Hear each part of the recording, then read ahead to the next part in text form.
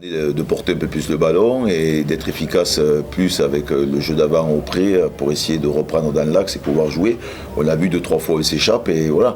Après, ce vent, il va falloir qu'il s'adapte. Je crois qu'on aura tout à ses hommes. Moi, je le découvre ce soir. Voilà, donc maintenant, je sais qu'il y a du vent, mais c'est sûr que ça perturbe en touche, mais ça va me permettre de réfléchir et de trouver d'autres solutions avec mes joueurs. Eric, vous avez quand même une même mise sur la mêlée. C'était quand même une grosse satisfaction ce soir parce que je crois que la première année de Suresnes va bien dormir ce soir. Et il y a quand même à la fin, il y a vous sanctionne, je sais pas, que pensez-vous de certaines décisions de l'arbitre? Alors, les décisions de l'arbitre, moi, j'y suis pas, je vais pas y revenir. Je pense que l'erreur peut-être qu'on fait, c'est ce stade fort à mêlée. Je connais les garçons, ils choisissent la mêlée, moi le premier. Et peut-être que sur scène, à un moment donné, on doit prendre touche parce qu'ils nous récompensent sur plusieurs pénalités. Et à un moment donné, quand ils décident pas d'aller sous les poteaux, de remettre un jaune, je pense qu'on doit peut-être aller en touche pour essayer d'avoir ce ballon autrement. Et qu'on ne tombe pas dans les arbitres, à un moment donné, qui font des choix. Voilà, il dit qu'on est en travers. Après, c'est comme ça, c'est la règle. Mais je suis satisfait de la mêlée. Alors, la mêlée, c'est 8 garçons qui travaillent, qui sont efficaces. On a l'avantage d'avoir 8 gars qui bossent bien toute la semaine. On a du monde en première ligne, des joueurs expérimentés qui nous font du bien aussi. Voilà. De blessés, par contre. Oui, Gaëtan Pichon ce soir, c'est l'épaule. C'est l'autre épaule par rapport à la semaine dernière. On va voir, hein. Je crois que c'est assez important, mais bon, c'est le rôle dans une saison, ça va permettre. Voilà, et après Étienne, c'est une petite entorse à la cheville, donc on ne va pas s'affoler pour Étienne, il récupère vite, même à son âge. Qu'est-ce que vous allez retenir de ce match-là, aujourd'hui? À part la victoire, mais dans le jeu, il y a des déceptions toujours, mais peut-être moi j'aurais aimé voir plus de ballons portés, plutôt que plus de la répétition de mêlée, mais je pense que c'était le choix de fixer les avants, c'était ça? C'était le choix, à un moment donné, on se rappelle, ils sont que 13, donc on essaye de fixer un peu plus pour essayer de marquer avec nos 3 quarts, parce que je crois qu'on a eu confiance. Je crois que l'avantage, c'est qu'on ne va pas s'appuyer que sur du ballon porté, parce que c'est tellement facile des fois à défendre pour des équipes, et voilà, on ne va pas dominer à chaque fois. Moi je pense qu'il faut qu'on se serve des 3 quarts parce qu'on a une belle ligne de 3 quarts, on a des garçons qui sont intéressants. On l'a vu ce soir, c'est pas eux qui n'arrivent pas à scorer 2-3 fois quand ils franchissent, mais je leur fais confiance, ils vont régler ça entre eux avec Jean-Marc et derrière on verra de beaux essais aussi derrière. Je crois qu'il faut servir de toute une panoplie dans notre sport et on a l'équipe pour jouer partout. Justement Clément, dans cette ligne de 3 quarts, qu'est-ce qui manque pour franchir la ligne là, parce qu'on n'est pas loin hein? Moi je pense que ce soir on a peut-être manqué un petit peu d'audace, juste avoir ces occasions-là de pouvoir essayer de jouer ses ballons, faire plus de passes, malgré une équipe de Suresnes qui était quand même bien placée en défense. Je pense que si on avait un peu plus déplacé le ballon, comme on sait le faire, parce qu'on a vu qu'il y a ces qualités-là dans le groupe, mais je pense qu'on aurait pu scorer un peu plus facilement si on déplaçait plus cette équipe qui est assez lourde de Suresnes. Et voilà les qualités qu'on peut avoir derrière. Est-ce que vous sentez cette marge de progression justement dont on parle depuis quelques minutes, qu'il y a quelque chose à faire justement par rapport à ça? Oui, moi je pense que ça va se régler avec le temps. Donc on est un groupe, ça fait que 2 mois qu'on s'entraîne ensemble. Moi personnellement je connaissais très peu de monde, donc on se construit et je pense qu'il va y avoir de belles choses par la suite, et je l'espère.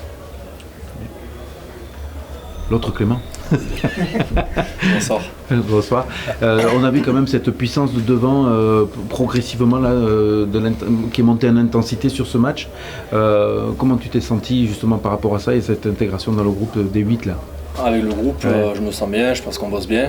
Voilà, après la saison est très longue et on construit ensemble. Quoi. De toute façon, ça se fera à 40, quoi. Ça se fera pas à 15 à 23, ça se fera à 40. Et on bosse pour ça. Et voilà, donc on essaye d'être à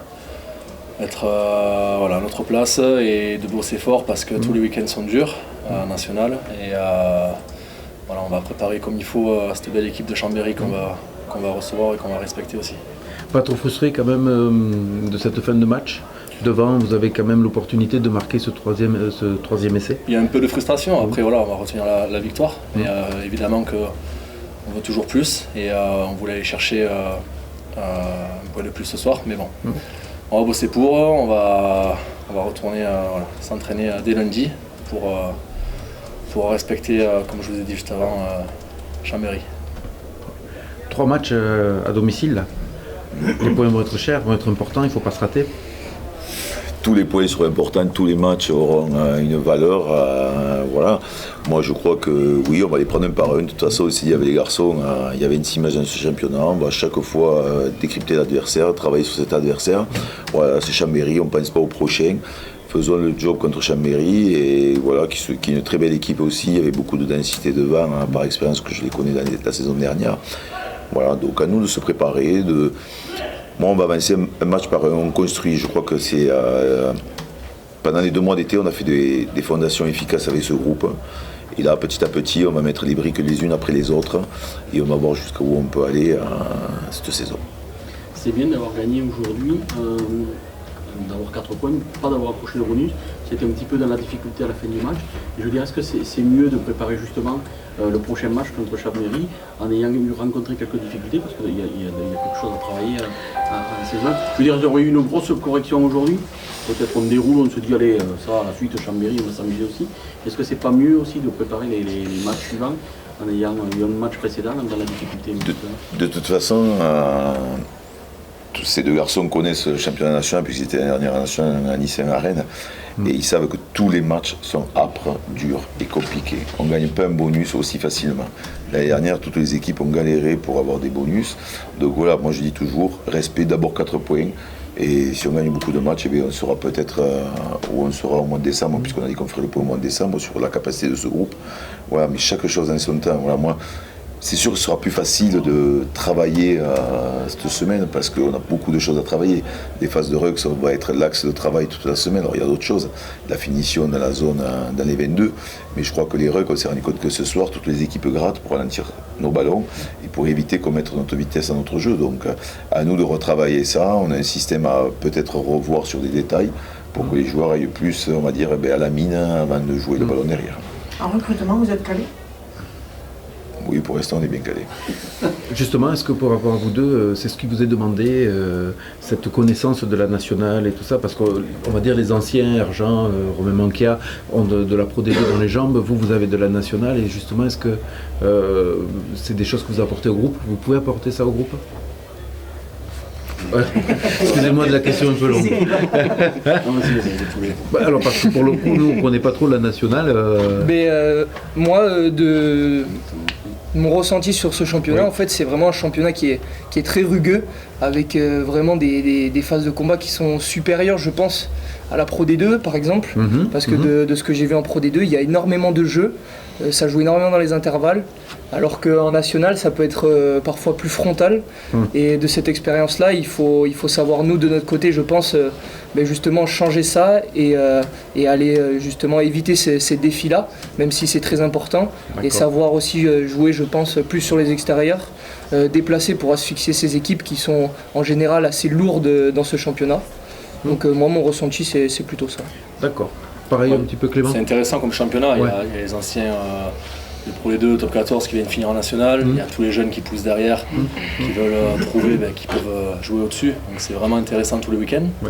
Après, voilà, nous d'être lucides, de vivre le match surtout pendant 80 minutes, quoi, et de savoir où on est sur le terrain quand c'est des zones importantes. Voilà. Cette lucidité, je pense que c'est important tous les week-ends, parce que comme on a dit tout à l'heure, c'est vraiment dur tous les week-ends. Il y a de très bonnes équipes.